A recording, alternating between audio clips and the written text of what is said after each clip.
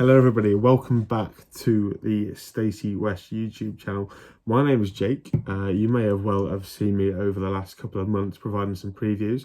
We're here for something slightly different today.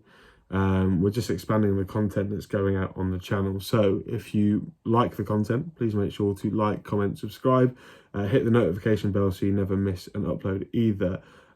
Today, as I say, it's something a little bit different. Lincoln City this week have announced the signing of Paudie O'Connor on a free transfer from Bradford City. The centre-back joins on a long-term contract. And yeah, we're just looking to talk a little bit more about the deal. So I'm just going to read you the club statement. So the official club statement reads, I am having to look at it on my computer as we record.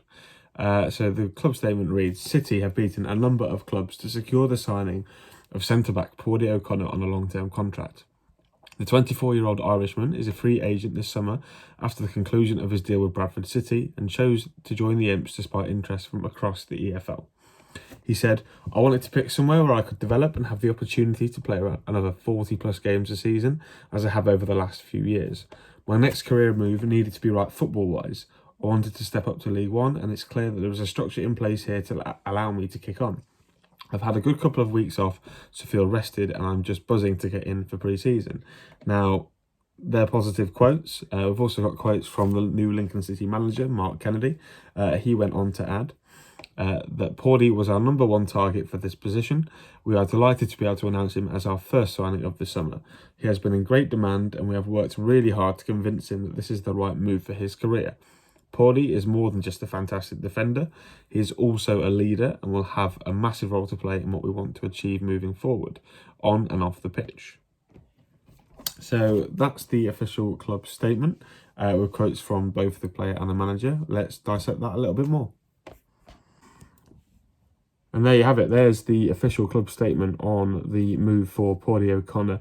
I think it's a really interesting opening to the statement, in the fact that they say that they've beaten a host of other clubs to his signature. I think I saw rumored online that Sheffield Wednesday had interest in the defender. They've since signed Ben Hennigan from Wimbledon.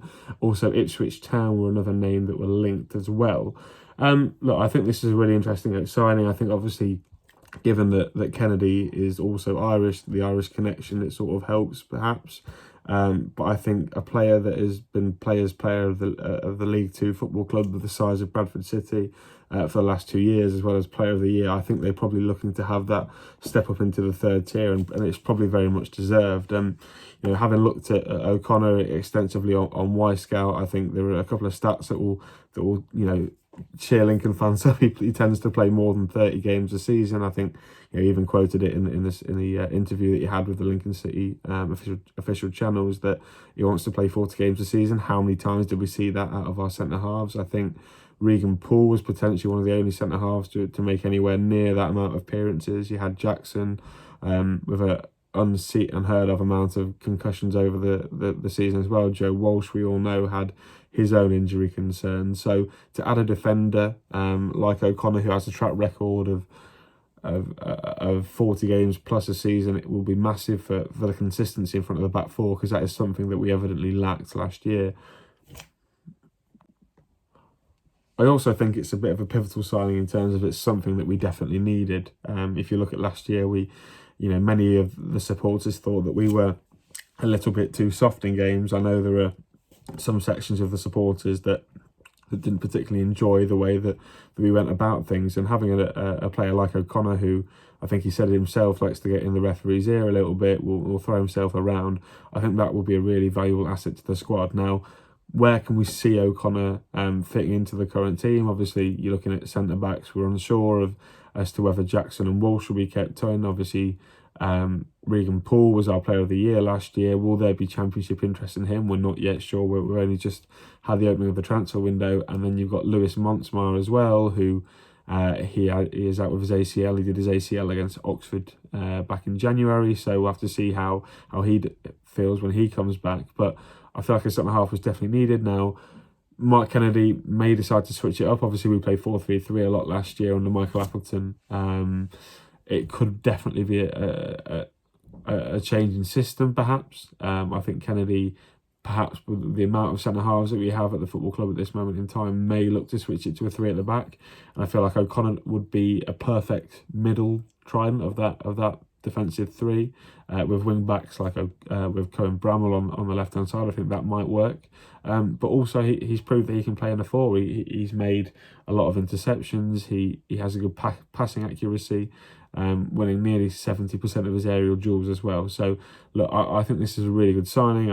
I think we should all be excited in terms of having a defender that will make us a little bit harder to play against this season when it comes to the perhaps smaller teams. And yeah, I think it's a signing that, yes, it comes with risk. I think the lowdown from Bradford City fans was the fact they weren't that bothered if they had lost him or not.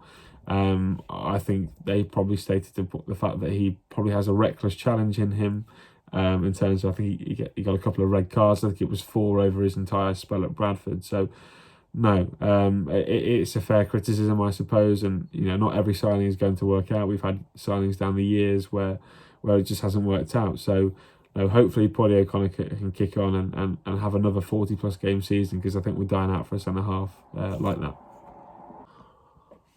Also, in other news that broke today that the football club have just announced a couple of hours ago, is that Sam Long and Sean Ronan have both returned from their loan spells at Drogheda United over in the League of Ireland.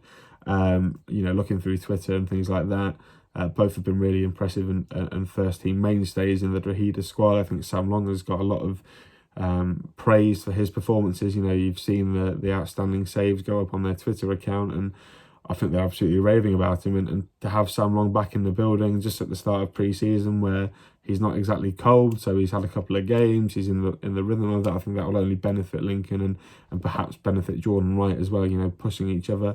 Sean Rowan obviously frozen out a little bit under Appleton, so we're excited to see how he does on his return.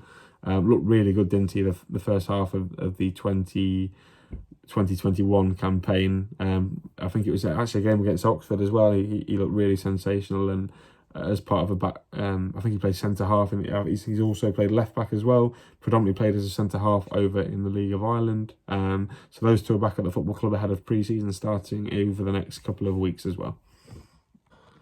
So yeah, that is everything, guys. So we've gone through the signing of Paudie O'Connor, the recollection of Sam Long and Sean Rowan as well.